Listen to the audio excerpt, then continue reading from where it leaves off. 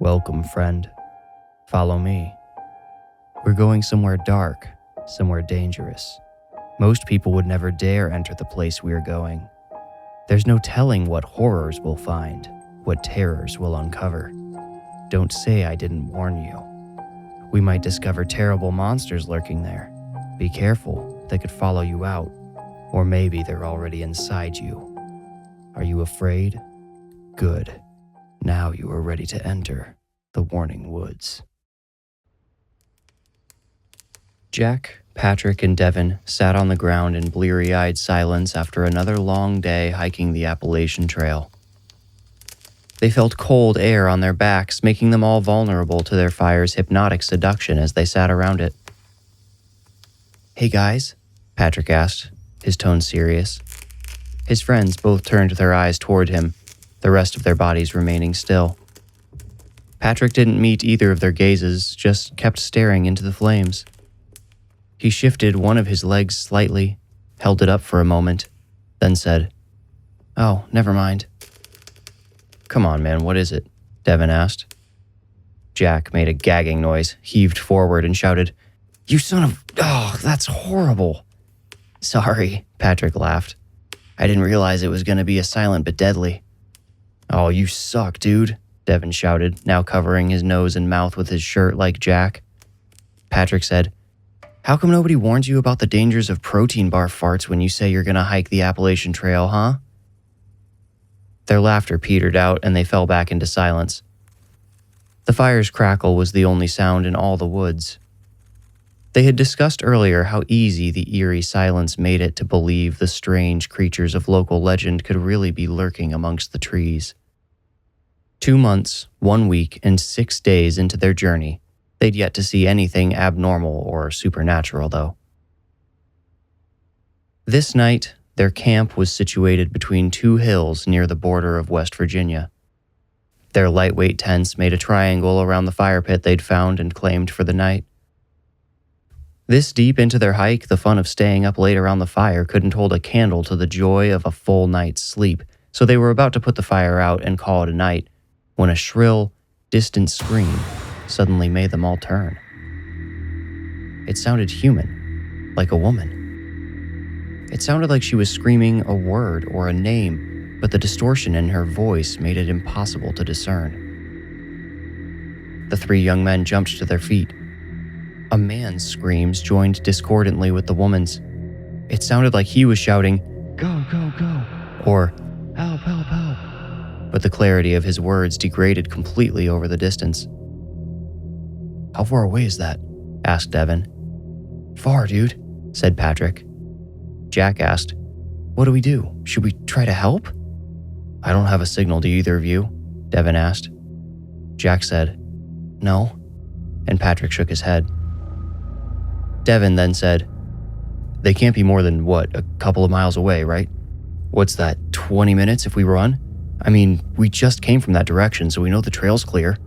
"Hell no, dude," Patrick replied. Jack said, "Yeah, Devin, I don't know. We don't have any, weapons or anything." The screaming continued, unceasing. The 2 voices shouted for help and in multiple instances for someone or something to stop. "You guys are being cowards," Devin said, gritting his teeth and balling his fists. Patrick fired back, "You want to get lost or killed out there?" Suddenly, the distant man howled in elongated agony. The woman's voice blended with his, their 2 sustained screams forming one awful sound. The men fell silent around their dying fire. The woods went silent too, and for a few seconds, no one moved. The 3 friends couldn't look at each other. All felt tremendously guilty and somewhat embarrassed by their own fear and inaction. Jack opened his mouth to finally say something, but a sudden, final cry from the woman beat him. It echoed off the hills before abruptly ending. "What the hell did we just hear?" Patrick whispered. Devin said, "Sounded like somebody getting killed." Jack looked at him, wishing he could disagree, could offer some alternative explanation. Patrick said, "At least whatever it was sounded far away." "Not that far, though," said Jack.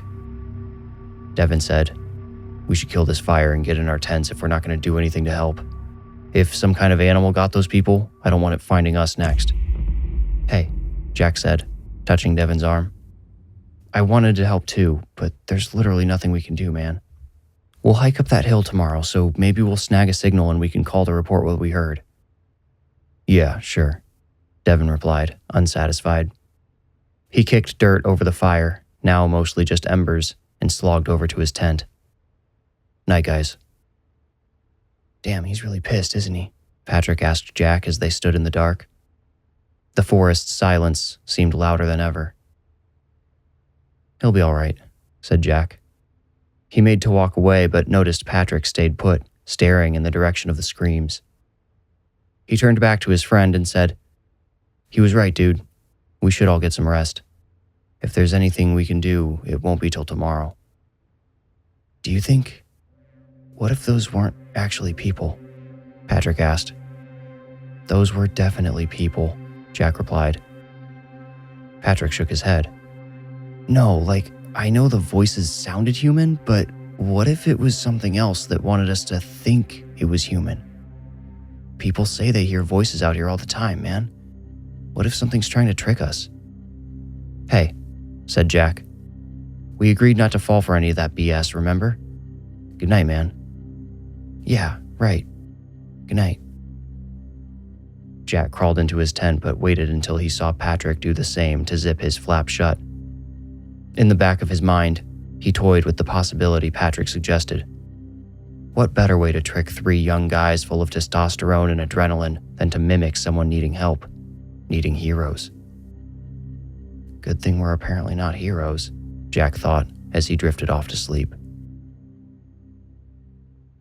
They met a middle-aged couple hiking in the opposite direction with their black Labrador retriever mid-afternoon the next day. After exchanging small talk and niceties for a few minutes, Devin brought up the subject no one else wanted to. Hey, did you guys hear somebody screaming last night? Yeah, the man, whose name was Gary, replied.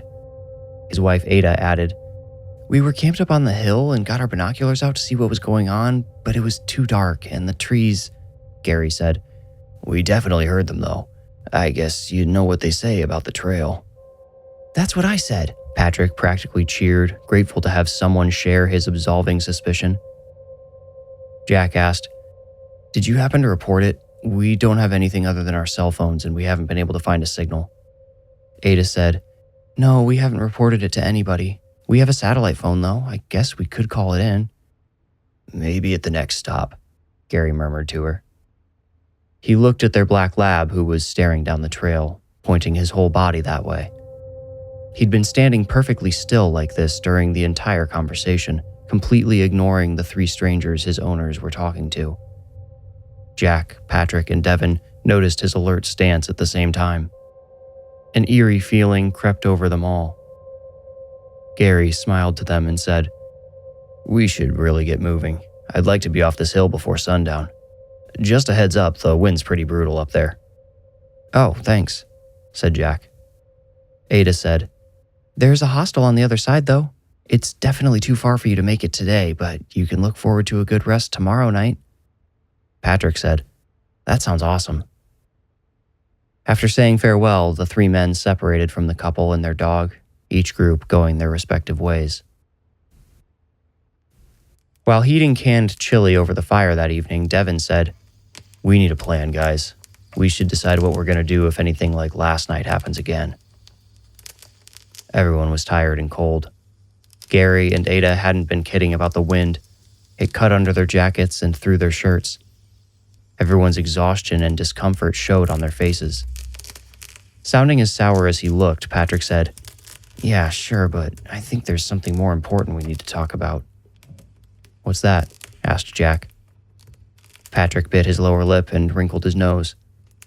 He spat at the fire and watched his saliva evaporate off of the stick it landed on as he asked, What if whatever's out there comes for us tonight? Jack said, Yeah, that thought crossed my mind too. But look where we're at. We're up high. We can see down the trail for, how far would you say that is? 0 inches once this fire goes out, said Devin. He's right, said Patrick. Jack stood up and kicked a fist-sized rock. Okay, so what do you guys want to do, huh? Pack up and head out? We're 22 miles from the nearest shelter, which, by the way, is just a damn hostel. You want civilization? That's going to be 60 miles at least. So, yeah, we can keep hiking through the pitch dark until we're too tired to take another step if you want, but we'll still be dozens of miles from safety. So what do you want to do, huh? What's our other option? He finished, looking into his friend's bewildered eyes. Patrick looks scared of him now. Well, at least I'm not some made-up creature, Jack thought. Devin said, I was just gonna say we should do a watch, dude. Have one of us stay up and keep the fire going all night. Take turns. Oh, said Jack. Yeah, that's probably a good idea. Devin nodded. Cool, I'll take the first one. You guys should get to sleep after we eat. Nobody's getting a full night's rest tonight. Just under 2 hours later, Jack emerged from his tent. He found Devin pushing new sticks into the waning fire. Devin looked at him curiously. You want a hand? Jack asked. You should be sleeping, Devin replied. Jack grabbed a handful of the sticks Devin had collected and started positioning them strategically around the dull blaze. I can't, he said. I can't stop thinking about... Yeah, me either, said Devin. I offered to take the first watch because I don't think I'm going to sleep until my body won't give me a choice. Patrick's not having any trouble, Jack sneered. They could both hear their friend snoring in his tent. After a long silence, Devin said, Hey, no screams yet. That's good, right? Don't jinx it, Jack said. But he thought, maybe keeping watch is working. I can't help but think it's following us, Devin said. Yeah, said Jack. The watch was a good idea. I'm glad you said something. Devin nodded. Sure, man. And hey, if we need to sleep in after the sun comes up, so what? We'll be heading downhill tomorrow. We can make up the lost... Hey, Jack whispered, shushing Devin. He stood and cocked his head down the hill. He asked, Is that a dog? Devin listened. In the silent forest, it was easy to hear the husky barks coming from somewhere down the hill. They boomed in rapid, continuous succession. A man's voice, slightly less audible, barked something once, probably trying to quiet the dog. Oh, never mind, Jack said. I think it's just that dog we saw earlier. Gary and... what was her name? Gary and Ada's dog. Yeah, I was thinking the same thing. Man, a dog would be nice, huh? Probably wouldn't need to do this right now if we had a... A woman's shriek cut Devin off. The thin, cold air carried her voice up to them. The fire seemed to whip in response. The dog's barking abruptly ended, and the woman's wordless scream took shape, forming a familiar name. Gary! Devin shot to his feet. That's them, dude. That's... Oh, God. His hands clamped around his ears, trying to block out the gut-churning sounds that came next. Gary's whooping shouts mixed in the air. They formed loose words which fell apart on their way up to Jack and Devin. The voices went quiet for a few seconds. Then Gary's voice re-emerged, full of the wet gagging of disembowelment. A clear cry for help came from Ada, the only member of her small group still making any sound after Gary went silent. Devin's fingers clawed down his face before he said, We have to do something, man. We have to do something. Patrick emerged from his tent, wincing at the firelight and shielding his eyes. Guys, what's happening? That couple we met earlier with the dog, Jack said. He had also stood, but his reaction was more statuesque than Devin's. He felt helpless, paralyzed. Ada emitted her final scream in a lower pitch. It came from deep in her gut, the air being forced out by her tensed muscles before she, too, went silent. We have to keep going, Jack said after they'd all absorbed the silence and its terrible implication. Patrick argued, It's the middle of the night. It's going to be hours before sunrise. You even said... Doesn't matter, Devin interrupted, implicitly agreeing with Jack. We've got to keep putting distance between us and whatever's down there. We've got to get to that hostel and get some help. After that, I think I'm done, guys. I want to get off this trail for good." Jack said, "All right, that's it then. Let's pack it up."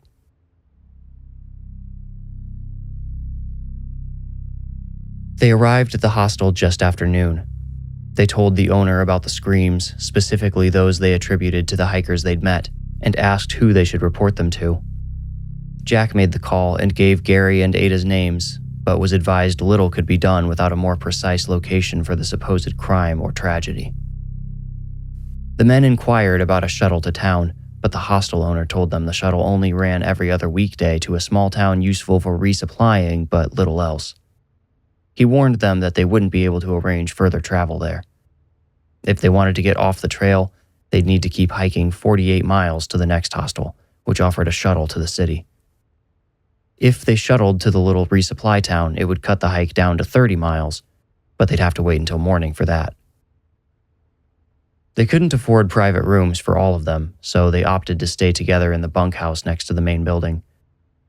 They viewed waiting until morning for the shuttle as no problem, seeing as none of them thought they could walk another mile without collapsing.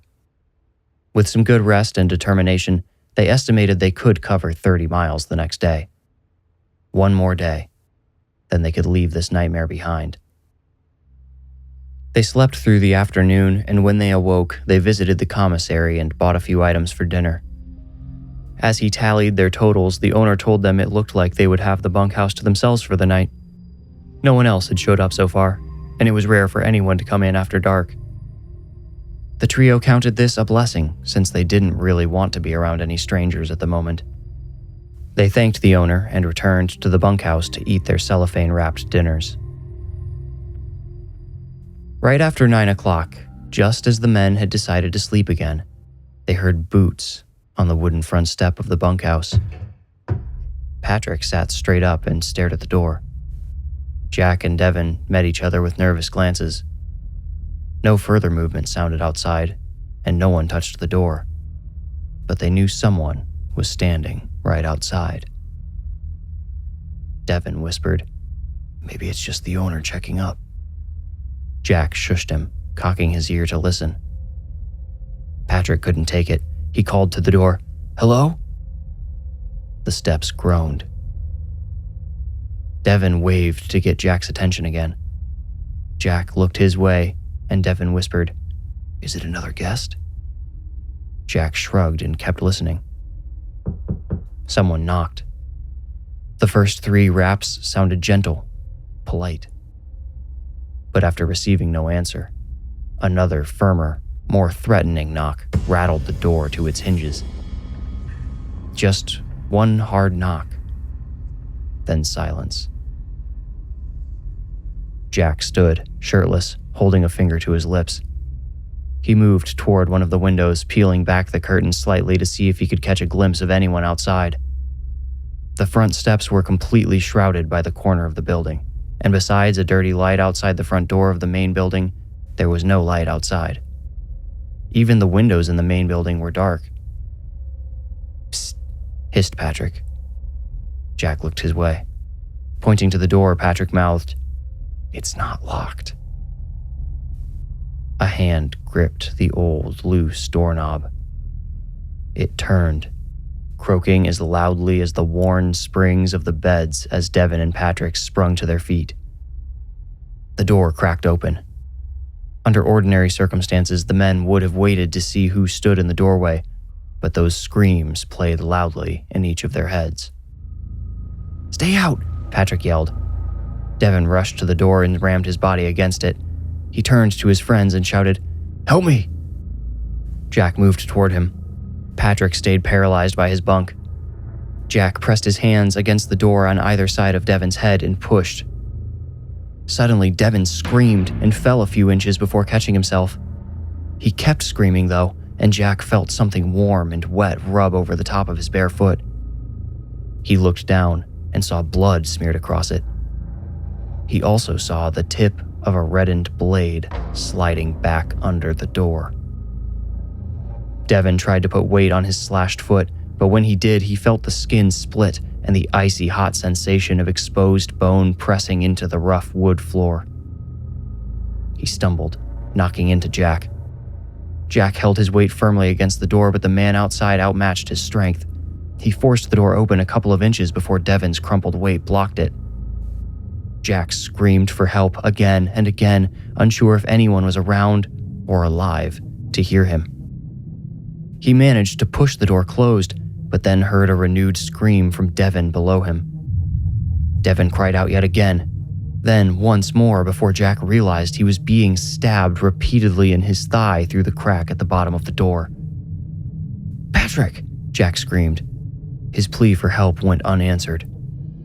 Devin moved his leg, but the knife still found his hip. Jack saw no other option than to release the door and pull Devin away from the slashing blade. The man outside wasted no time forcing the door open, slamming the side of Jack's skull with the doorknob as he did. Patrick saw the intruder first. A tall, lean man dressed head to toe in dark, weathered clothes caked with dirt and blood. His face was mostly obscured by a hood, grime, and a wild beard which grew as much upward as it did down. However, seeing a human rather than a creature of legend released in him a burst of confidence rooted in terror. Pure, sympathetic fight response. He instinctively grabbed his backpack, the only heavy object in reach, and charged at the intruder, holding his backpack like a shield. He neglected to account for the killer's practice, his numbness to resistance. When Patrick reached him, the killer grabbed the top of his pack, shoved it downward, and plunged his knife over the top, directly into the base of Patrick's neck on the left side. The killer leapt like a wolf to land on top of his mortally wounded victim and twisted the knife, nearly severing Patrick's head with its wide blade. Having dispatched this latently heroic young man, he left the knife stuck in the wound and used both hands to twist Patrick's head, spraying himself with blood until they all heard Patrick's spine snap. Jack had been standing just behind the killer, about to wrestle him off his now dead friend. He bellowed and balled his fists together to bring them down on the back of the killer's neck. The killer, who Jack didn't know had paid any attention to him, shifted, so that instead Jack's fists fell by him, causing Jack to throw himself off balance. The killer grabbed the back of Jack's hair and shoved him so that he rolled onto the floor in a heap. He yanked the knife from Patrick's broken neck, splattering Jack's naked side with still warm blood. Devin had dragged himself to the open door where he was screaming into the night for help they all knew would be too slow to save them, if it ever came at all. In the back of his mind, he thought, "This is how the others felt as we listened to them scream." Jack collected himself and scrambled to the door as well. His shouts for help joined Devin's as he tried to help him stand while also dragging him out onto the steps. He felt a sudden pressure in his back, like getting kicked there. He tried to turn, but a blinding pain in his abdomen prevented him from moving his torso. His arms became heavy and cold. He let Devin drop on the stoop. "No!" Devin shouted. He kicked between Jack's feet with his uninjured leg, but made no contact with the killer who had buried his long knife in Jack's lower back at an upward angle. Breathing became more difficult. Through shallow breaths, Jack tried to tell Devin to get away, to leave him, but all that came out of his throat was a red bubble that burst on his lips. He felt himself lifted an inch off the ground as the knife in his back cut upwards until it caught on his ribs. Devin used the doorway to pull himself to his feet. He shouted Jack's name and lunged pathetically at the hooded killer. His attack, though brave, though noble, was so feeble Devin actually heard the man scoff as he pulled the knife out of Jack and plunged it into his stomach. Pushing Jack out the door, the man grabbed Devin's throat with his free hand and squeezed, his fingers sticky with blood. The pressure on Devin's diaphragm as the knife sliced through his innards forced air through his throat even as the killer constricted it down to a straw. The resulting noise reminded Jack of the sound Gary had made the night before, as he presumably met a similar fate. Devin's blood and the contents of his bowels spilled onto the floor in audible splashes as he uselessly struggled. Jack tried to rise to his feet, but the pain exploding in his own guts kept him down. Some of the muscles refused to respond at all to his desperate commands. The killer let Devin fall and propped him in a seated position against the wall. Devin locked eyes with Jack. Both men went silent now, knowing hope was lost. Jack watched Devin's eyes lose focus, then dull. His eyes maintained his desperate, pleading gaze, even after the last traces of life left them. The killer left Jack choking and clinging to life while he rummaged through their packs, taking food and cash mostly. Wondering if the man presumed him dead, Jack closed his eyes and lay perfectly still. He held his breath as the man returned to the doorway, hoping he would just leave. His eyes were still closed as the killer turned back to him on his way out the door, so he didn't see the man's head tilt curiously as he studied him. But he heard the man's boots land on either side of his splayed torso. He finally opened his eyes and looked up into the dark eyes of his killer. He screamed, but not for long.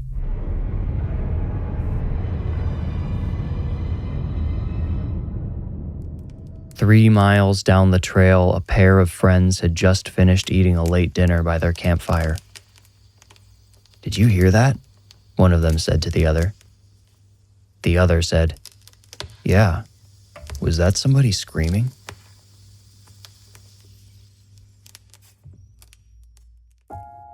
You made it out. Congratulations. If you enjoyed the story, please rate, like, review, or subscribe. For early, ad-free episodes and behind-the-scenes episodes I call Into the Woods, become a patron at patreon.com/thewarningwoods. You can also support the show by purchasing merch. The merch store and Patreon links are in this episode's description. To stay up to date, follow me on Instagram and TikTok at The Warning Woods. And when you feel ready, meet me here for another journey into the Warning Woods. Thank you for listening.